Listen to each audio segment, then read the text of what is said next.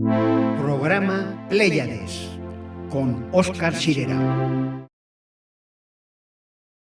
Noche en el infierno.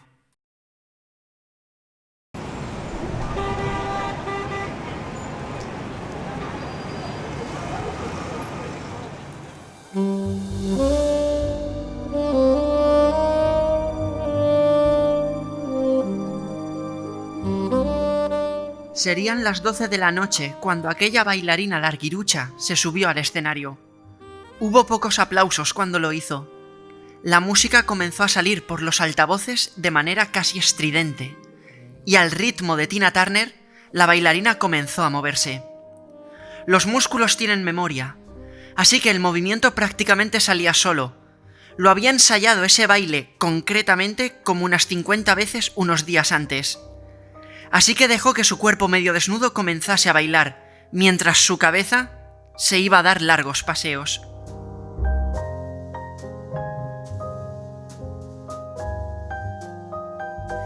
Esta era la rutina para Carol.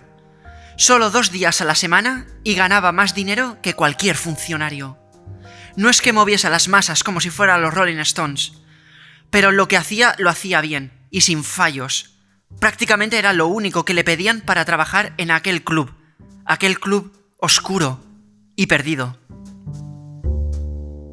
No es destape completo, diría Carol. Jamás se había planteado sobrepasar esa fina línea. Es un trabajo. Aunque la gente no habla con Carol. La miran, silban, beben, fuman, poco más. Además, la verdad sea dicha, si intentas algo, lo más probable es que el de seguridad te destroce a patadas en el callejón de atrás. Así que está presente la sensación de seguridad en todo este antro. ¿Y quién lo diría?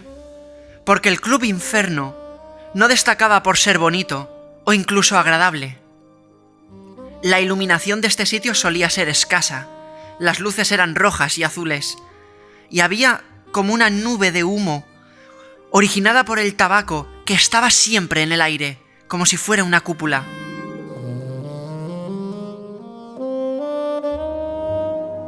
Y la gente, Dios mío, la gente. No veías a nadie de clase alta, o alguien con la familia discutiendo sobre temas triviales, la cerámica del baño, cómo se prepara tal postre, Bob Esponja, Brickleberry. No había nada de eso en ninguna de las mesas. Eran rostros tristes los que había, o cansados más bien. La clase obrera olvidada y prescindible para todos. El Club Inferno era como un imán o un santuario para este tipo de gente. Estaba situado en una de las esquinas que daban al descampado, por debajo de la autopista. Autopista que sí que toman los empresarios importantes para ir a sus grandes casas. Ninguno de estos empresarios conocía la existencia del Club Inferno. Eso estaba reservado para los otros, para la gente a la que no se le invita a las fiestas. Inferno es tu sitio.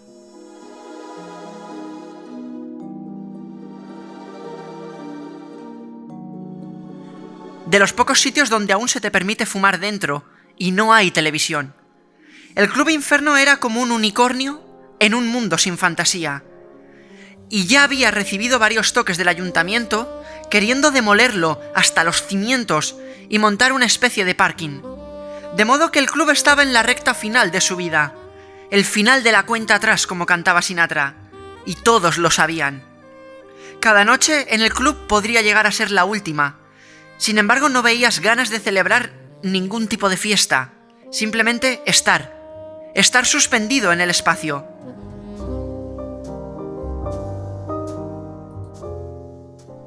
Estar viendo a Carol bailar, fumando. Podríamos decir que el infierno era como el segundo hogar triste para los que iban. Y eso era aceptado por todos, nadie lo cuestionaba. Donde todos quieren tocarle todo a la bailarina menos el alma. Y donde los cuadros de jazz, blues, gente famosa, cantantes famosos ya olvidados por todos. Todo eso termina de poner la máscara veneciana a un sitio que sucumbía en la oscuridad, a un sitio que sucumbía en la tristeza. Y aún así es hermoso a su manera.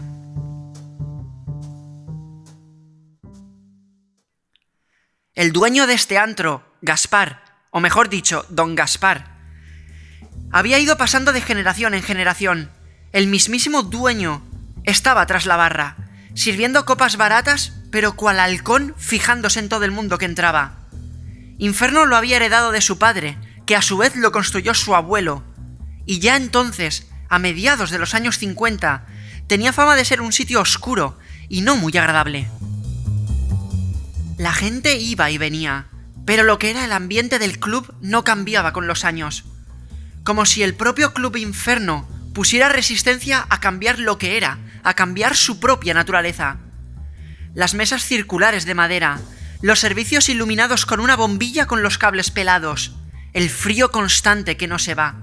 Y aún así, siempre estaba con gente, siempre había ruido dentro, y siempre había gente que tenía algo que decir. Inferno no salía en ningún anuncio de televisión. Tampoco tenía página web ni había aparecido en las noticias. Nadie sabía que existía salvo los parroquianos.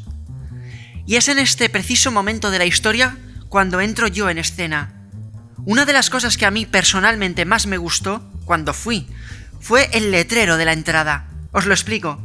Cuando estás delante de la puerta del infierno, todo tu cuerpo se vuelve de color rojo. Pues el letrero del club es un neón rojo, pequeño pero potente, que ilumina varios metros alrededor, de modo que es como estar ante la mismísima boca del infierno. Y justo bajo del cartel Inferno hay un pequeño letrero que reza: esto no es el infierno, pero se ve desde aquí. Nada más entrar recuerdo cómo picaban los ojos por la nube de humo.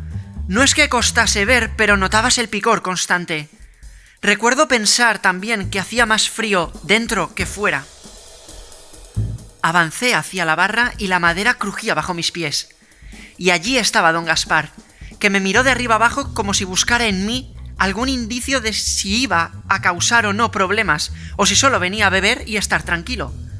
Se rascó su barba poblada y me ofreció una cerveza. Aún a día de hoy no sé cómo suena su tono de voz, porque nunca me dijo nada. Cual mimo, hice un gesto torpe de dar las gracias y me giré hacia el pequeño y rudimentario escenario donde estaba Carol bailando.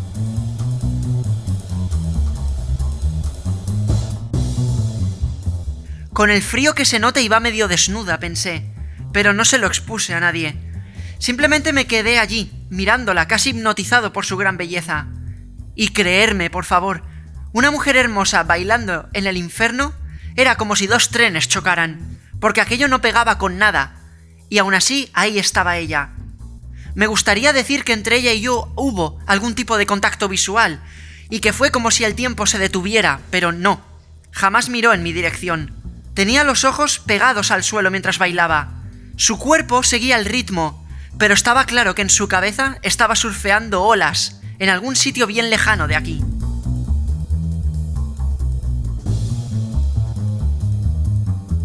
En ningún momento tuve miedo y quiero dejarlo claro. No había esa sensación de inseguridad o apuro. El Club Inferno no era esa clase de sitio donde hay broncas o algún muerto todos los meses, no.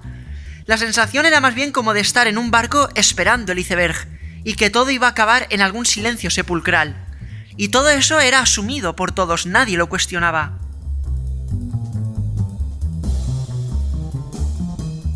No había camareras tampoco. El señor Gaspar servía en la barra y tú te lo llevabas a tu mesa, poco más. Tampoco era un sitio grande. Según estudié en su tiempo, el infierno comenzó siendo una sala de variedades creada por el abuelo del dueño actual, pero que con los años había acabado siendo un antro triste. No venían bandas de fuera a tocar, siempre estaban los mismos, y tiene su pureza eso también, porque si viajas mucho, percibes el mundo en un sentido horizontal, y percibes cómo se manifiesta el presente en distintos lugares. Si te quedas en un solo sitio, rodeado siempre de la misma gente, obtienes una concepción en 4 dimensiones del lugar donde estás. Ves a toda esa gente del infierno no en un momento puntual, sino que los ves con una sensación de profundidad en la narrativa de sus vidas. De modo que los clientes habituales del Club Inferno podrían llegar a ser considerados como espectros. Aprendes algo mirando a la gente que era asidua de este sitio, y es que la nostalgia, la pena y el resentimiento Son poderosos aliados si lo que pretendes es ser un alma en pena. Pero si ese es tu objetivo, entonces este sitio es tu casa. Y aquí nadie viene a juzgar. Solo yo, y porque estoy analizando todo lo que pasa a mi alrededor. Y aún así, esto no lo pensaba ni publicar ni decir en ninguna charla. Solo era mi opinión, que ni iba a salir de mis labios. Y me fijo de nuevo en la bailarina. Ella me recuerda a la luna. Está sola y partida, y aún así brilla. Lo de su nombre, Carol, lo descubrí tiempo más tarde. En aquel momento era la bailarina. Quisiera hablar con ella, pero mi timidez gana terreno a cada segundo, de manera que me quedo quieto, acabando mi cerveza.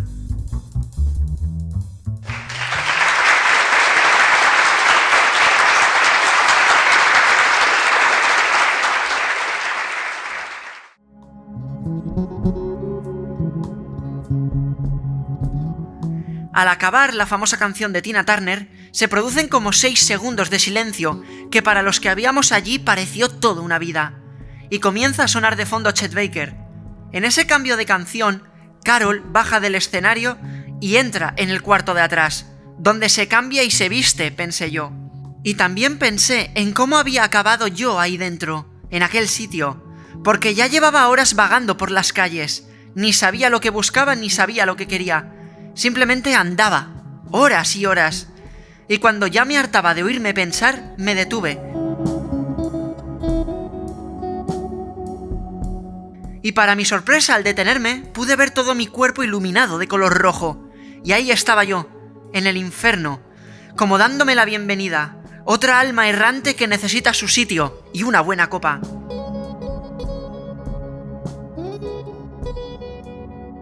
Como todos los que habían allí, yo estaba solo y sin rumbo aparente. Nadie resaltaba de los demás, y todos pertenecíamos a una clase que siempre estaba bajo el radar, y nos convencemos a nosotros mismos de que si nosotros paramos, el mundo se para. Nuestro infierno, nuestro castillo, nuestro hogar y santuario lejos de todo. Ahí me di cuenta de la solemnidad del sitio. Era feo, era oscuro, triste, y aún así necesario. Era precioso.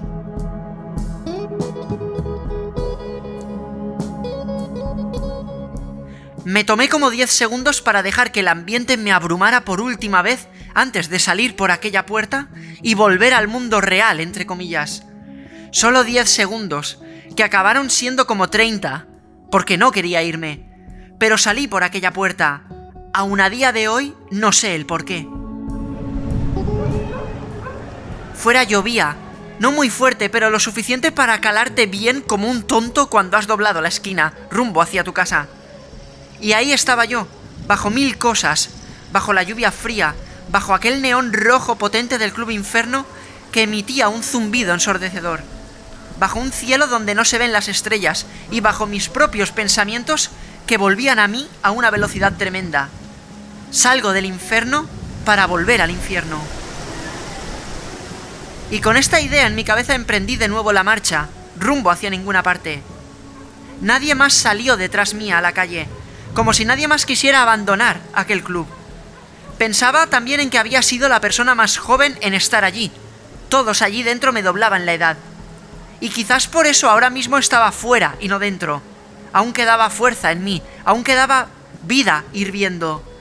Pero si había acabado allí aquella noche y me sentía a gusto entre aquellos individuos, quizás fuese, y solo quizás, que mi destino con el tiempo era acabar allí, en el Club Inferno, pasando la vida.